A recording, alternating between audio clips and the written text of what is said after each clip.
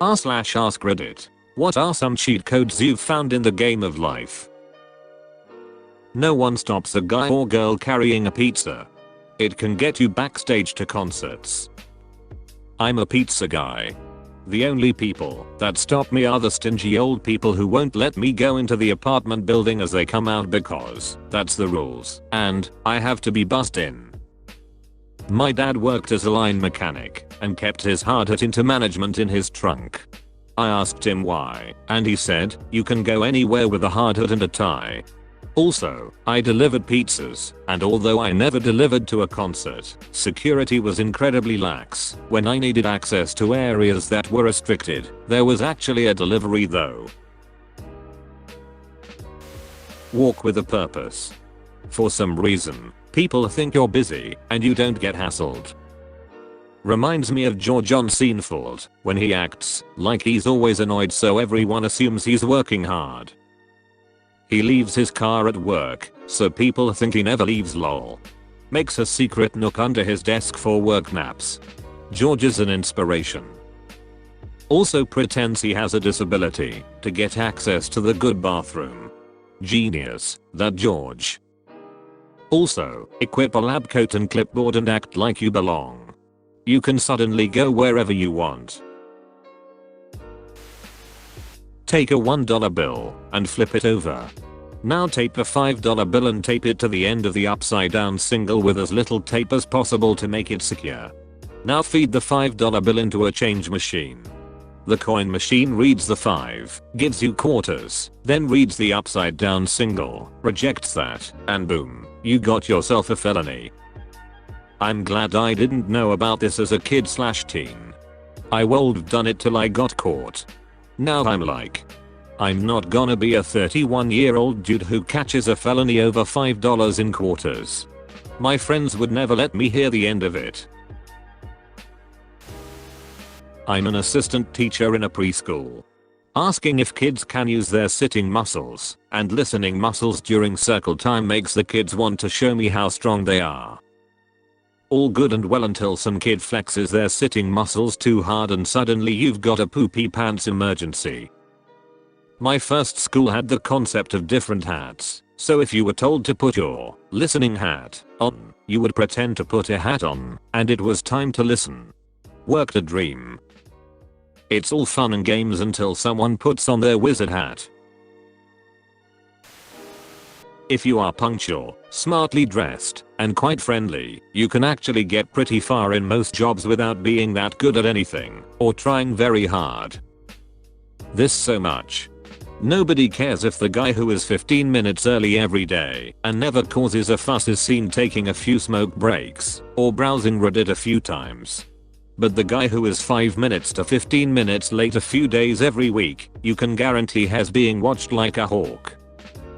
A boss of mine once said you can either be good at your job and unfriendly and a pain to work with, or you can be bad at your job and great to work with, but you can never be both bad at your job and unfriendly. Being friendly and good to work with is a massive skill that can really help you progress. When someone says something true, say you're right, not I know. It'll make them feel better, and you've still shown everyone how awfully clever you are. I love you. You're right.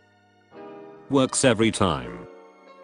And the opposite of that is the Socratic method. When someone says something you think is wrong, ask them questions to see why they believe. There's two possible outcomes. Either they end up explaining it via some contradiction or ridiculous assumption, and the belief probably was wrong. And getting them to explain it increases the chances they'll actually change their mind. Or they actually do explain it, it makes sense, and I'll learn something new. Either way, it's important to remember that a good definition of rational is trying to prove yourself wrong. If we want to make smart choices and have accurate beliefs, we have to challenge ourselves and at least try to weed out all the wrong beliefs before they become dumb choices. If you're genuinely pleasant to be around and you show up when it counts, people will let you get away with a lot of slacking off. Can confirm.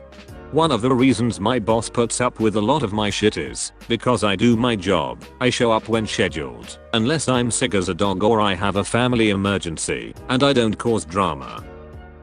Same. I joke around with my boss a lot, and I know he gets a little tired of it sometimes, but he always lets it slide because I'm a reliable worker and have never called out from work except for one time when my dog was sick. If you tuck a chicken's head under its wing and wave the chicken in a circle, it will automatically fall asleep. It's not a very good cheat code, but it's still a cheat code to get you sleeping chickens.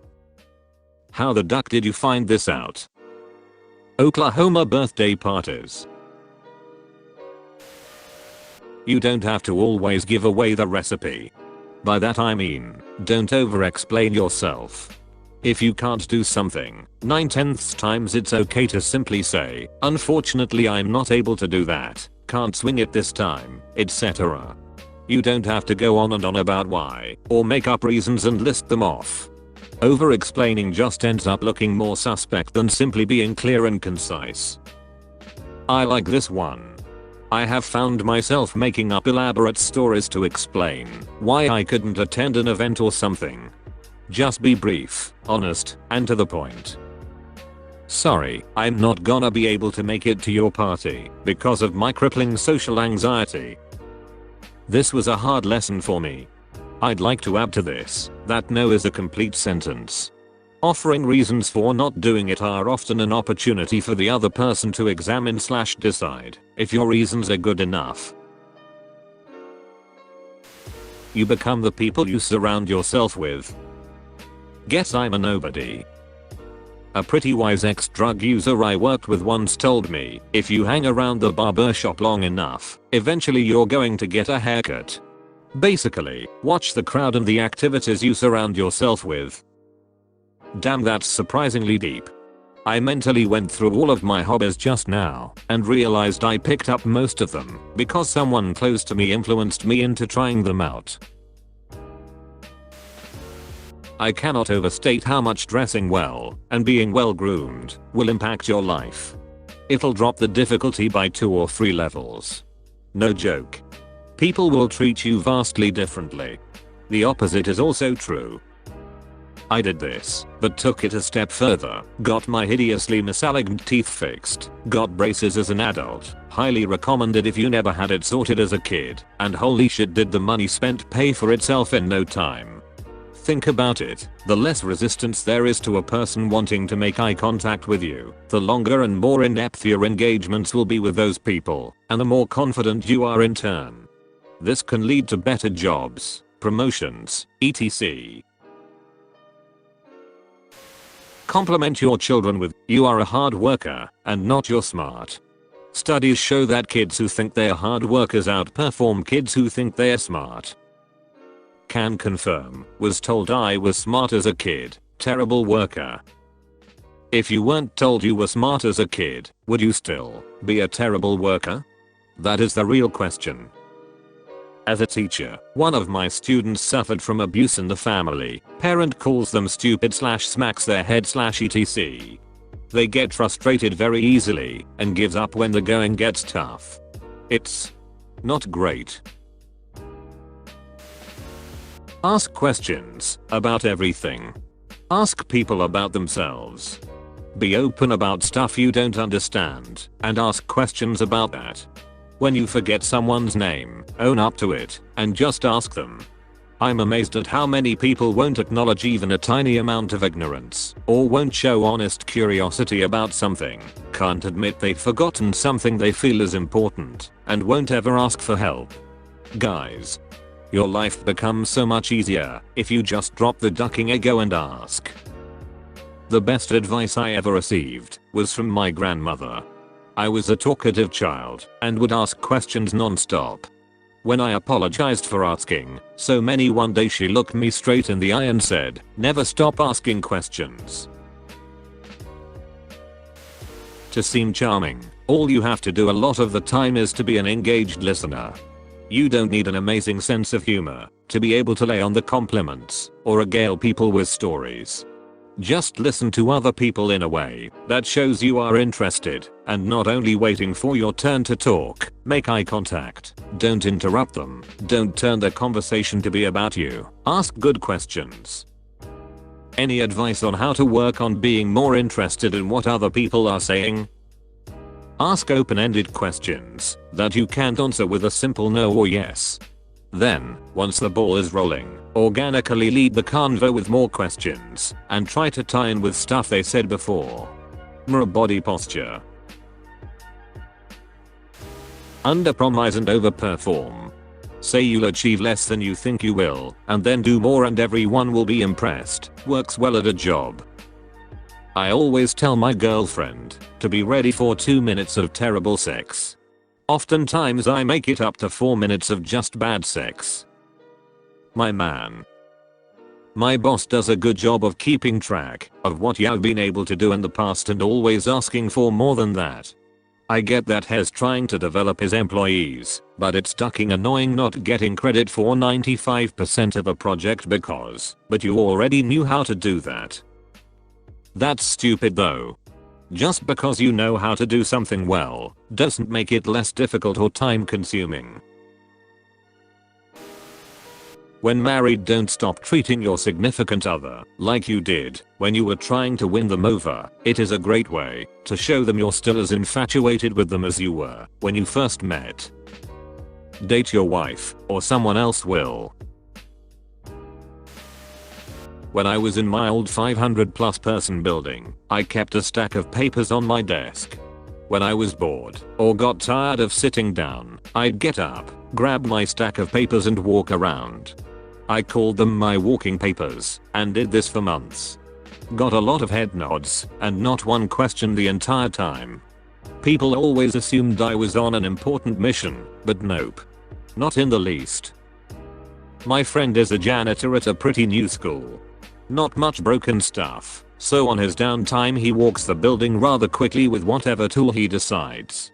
The teachers and staff always think he's going to fix something. Lol. I work at a steel mill and do the same thing when things are slow on day shift. Nobody is going to question or follow the guy carrying a shovel. If you have no complaints about your food service/staff at a restaurant, ask to see the manager and pay a compliment and a thank you about the server/host or staff. Usually people want to see a manager to complain, and a compliment is nearly always welcome. I've gotten countless free drinks, appetizers, chips, and % off my bill, all for just making a polite comment to management. You probably caused many heart attacks until they realized you wanted the manager for good reasons. Wanted to say this. We had a girl that we absolutely adored, so we asked for a manager to compliment her, and she immediately sat down with us and asked if everything was okay. Lol, her concern was precious. If you admit you're wrong and make changes to whatever it is that you're wrong about, people will respect and appreciate you more. Unfortunately, this requires the swallow ego pill patch installed. Without this, you will be incapable of being a civil person. Not always. I have a policy of being accountable for my role in any miscommunication or conflict. It's amazing how often that is taken as me being at fault rather than as me admitting my contribution to the issue. Dishonest or self-unaware people will frequently exonerate themselves completely the second someone else admits any wrong, even if they were an equal, or often bigger, contributor to the problem. This goes doubly true in workplaces, where the perception will be that the person who admitted any wrongdoing was the guilty party. Those situations can paradoxically lead to the honest person, the person admitting their role, getting a bad reputation. Not advocating against honesty and personal accountability. Just saying it's important to be aware of the risks associated with it, because these things will happen, and it's less painful if you anticipate it as a possibility. Faking confidence usually leads to actually being more confident. I love the phrase fake it till you make it. It's incredible how much success is a byproduct of just acting confident about whatever you are doing. I was planning on asking for a raise later that day, and luckily a very belligerent customer came in who was not going to be allowed in. Really had to stand my ground. Stood up tall, made eye contact, and flatly told her no. Had to do a stare down for a moment before she gave up and stormed out. I'd never had to be like that with a customer before and was internally shaking in my boots. My boss was standing behind me the whole time watching how I'd handle it, and once it was over patted me on the back and said I'd done exactly what I was supposed to, and she was impressed. Got the raise. Doing your own research, especially on the important stuff. You would be amazed about the bad information people use to make life choices. If you work Monday, Friday, spend a small amount of time on Sunday afternoon/evening sorting out your lunch for the week. I batch cook a pot of something and portion it out into 5 containers. It saves a ton of money, it's usually healthier, and it saves time having to make something quickly each morning because you can just grab a container out of the fridge and go. Niceness gets you everywhere. I get free shit from being nice. And no, it's not because I'm a cute girl. Because I'm not. I'm an overweight, balding man. People respond to niceness. I've befriended the Comcast customer support person. I've befriended the most disliked, crotchety person in our office. I get special treatment at my cafeteria because I treat the service staff like actual human beings. I get fees waived because I ask nicely. Be nice. It costs little and is worth a lot.